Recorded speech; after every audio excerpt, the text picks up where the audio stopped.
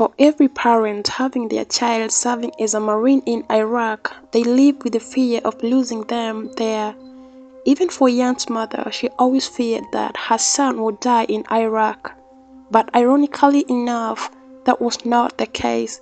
It's a shame her son and his newly wedded wife died tragically back at home. The story of Jan and Quiana Pietrzak is truly a love story. Unfortunately, their beautiful story turned into a dark nightmare only 2 months after their wedding.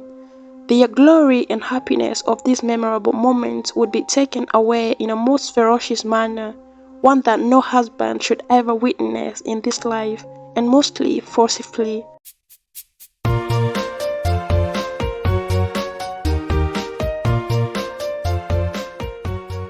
This is the story of Jan and Quiana Pietrzak. Jan joined the Marine in the year 2003. It had always been his dream to serve in the military. He was later deployed to Iraq as a helicopter mechanic and achieved the rank of a sergeant as well. His colleagues called him Sergeant P or just P. In the year 2005, Jan and Quiana would meet at a Marines party for Marines being deployed for Iraq. They were introduced to each other by a mutual friend. She was afraid of the idea of loving a Marine, but as a man, Jan managed to win her over. They finally fell into a deep and genuine love. Their different color skins never set them apart. They seemed to have a bright and promising future ahead of them. On August 8, 2008, the two lovebirds tied the knot, but sadly, tragedy would strike them in pure form of evil. Who is Jan and Quiana? A little background for the two lovers. Quiana Faye Jenkins was born on February 16, 1982. Her parents are Roy and Glenna Faye Jenkins, and she was their only child. She grew up in Ontario, South Carolina. She attended San Diego State University. In the year 2005, she graduated with a master's degree in public health. She served as a health education assistant for the county's Black Infant Care Program. Jan Pietrzak was born on March 13, 1984. He was Polish. They moved to the US as immigrants when Jan was 11 years old. He grew up in Brooklyn, New York. On October 15, 2008, the two failed to report to their work areas. No one can manage to read them out, not even the co-workers. They got nagging thoughts about their welfare until they called the police, requesting for their welfare check. Upon getting to the couple's place of residence, they find the front door opened. They requested for backup, and upon entry, they encounter an open purse with its items scattered on the floor. The house is full of natural gas and gasoline smell like something was also burning. Upon entering the living room, they witness the horror of the scene. Kiana and Jan are bound and gagged, their bodies on the floor. A vibrator and a red candle were found near Kiana. Jan had been mercilessly beaten and tortured. His wife had been brutally assaulted, sexually that is. They had been taken through the most painful torture before being shot to death. The home had been ransacked and had attempted to burn some small files, but none had been properly lighted.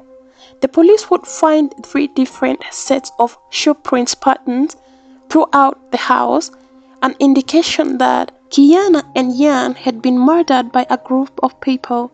The shoe patterns included a Nike Air Force One sneaker and a Nike Cortez. There are also racial slurs painted across the walls and the mirrors inside the rooms. The authorities began the investigations, questioning friends, family, and neighbors to see if they had any hints or ideas of a person who would have issues with the couple. They would learn that Jan was quite strict with people who were poor to him and would call them out if they didn't do things properly.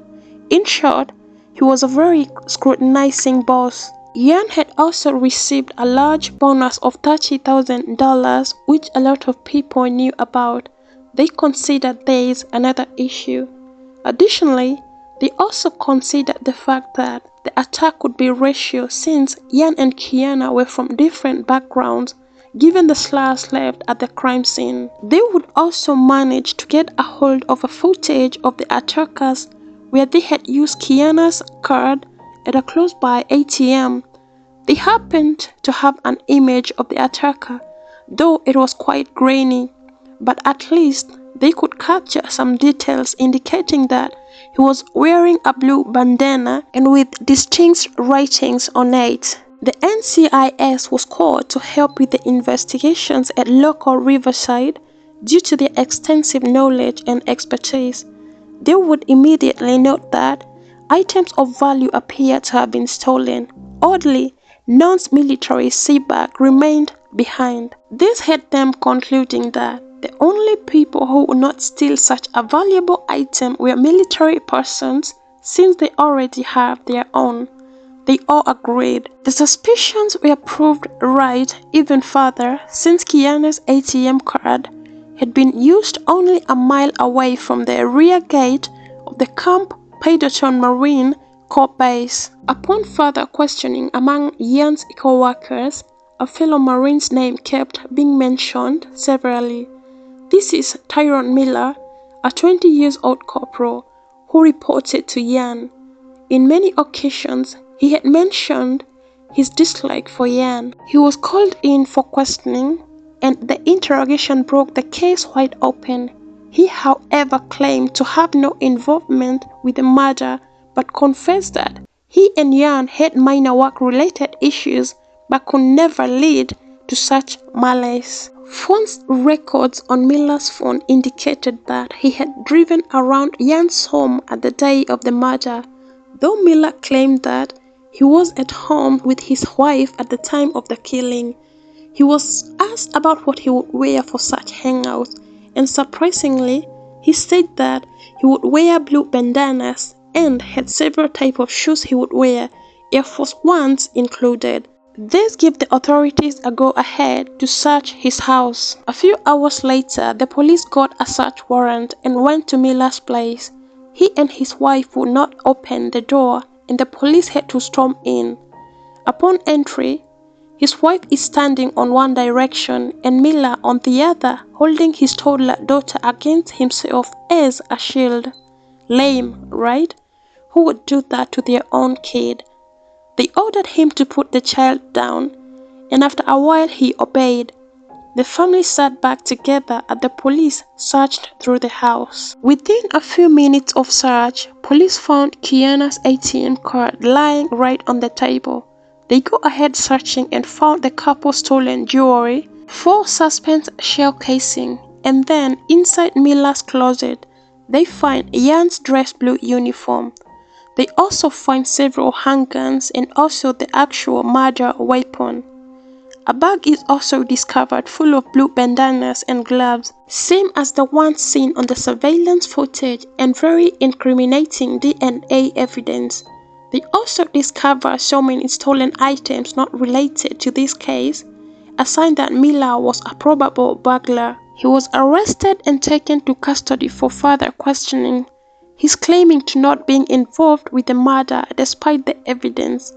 After much pressure, he broke down and accepted to have been involved, but his intention was only to rob and not to kill. He named other 2 involved in the crime alongside Corporal Emery's John, who worked under Jan as well, and Private Kevin Cox, who was in the same squadron. Before the interrogations were over, another accomplice would be mentioned, Lance Corporal Keyshawn Sykes. They were all arrested for questioning. They ended up pointing fingers at each other. They identified who committed which crime, the rape, the shooting, and who raised the idea. Finally, the police could piece together the incidences on how the perpetrators conducted the attack. In the morning of October 15, 2008, the 4 criminals approached Jan's house disguised in blue bandanas and gloves. Their initial plan was to break into the home, but they ended up unsuccessful, finally deciding that Jan may somehow let them in. It wouldn't be so hard for him to open the door, for Cox After all, they knew each other. Cox walked straight to the front door. After the knock, Jan opened the door, he's holding a knife in his arm. They exchanged a few words with Miller before the other men stormed into the house. They bound and gagged Jan together with Kiana. They then plundered through the entire house looking for valuable items and money. But somehow they failed, and the next step was to torture Kiana until she gave up her ATM PIN number. Miller went ahead and sexually abused Kiana for hours, and Jan watched in desperation. Emery's John was then ordered by Miller to kill them. They ended by scattering racial slurs on the walls in the house as well as the mirrors. This was an attempt to mislead the attack. On top of that, they attempted to set the house on fire, but it failed. The motive for the attack was stealing valuable items as well as revenge. It was alleged that Jan had attempted to kill a promotion that Miller was working towards, but there was no evidence to support the claim. The mastermind behind the whole attack was Miller. Upon further digging, they learned that these Marines led a secret criminal life. They invaded and stole from homes regularly. Out of these discoveries, the authorities disputed claims that the attack was racially aggravated. The police had also discovered a chilling post on Emery John's MySpace page saying that chilling, waiting for the killing. This proved against them that the crime was in fact premeditated. 5 years after the killing, that is March 2013, 3 of the perpetrators, including Miller, John and Cox, went on trial. They were all facing death sentences and had dishonorably been dismissed as Marines. The prosecutor argued that they did not deserve the honor of American Marines depending on the heinous crime they had committed. They were criticized for using their knowledge and expertise in committing crimes such as burglary and murder. This trial lasted for 3 months. The jury's deliberation lasted for 3 days. A year later, Keishon Sykes, the 4th criminal, faced trial too. This was because of the limited court space. The 4 men were convicted of 2 counts of first-degree murder and robbery. John took the fall of the shooter. Miller received an additional charge for sexual assault, and with Keishon Sykes, Miller, John, and Keishon Sykes were sentenced to death. For Cox, he received a life imprisonment sentence with no possibility of parole. Cox is still serving his sentence at Chakawala Valley State Prison. Miller and John are facing a death row in California's San Quentin State Prison. It only houses the U.S.-only death rows for male inmates. Women on death row are also sentenced here, where they are transported here for execution by bus. Back to Jan and Quiana. After they had been killed, about a week later, Jan and Quiana were laid to rest on October 25, 2008. The family decided that, despite their mortal death, they were not going to be separated.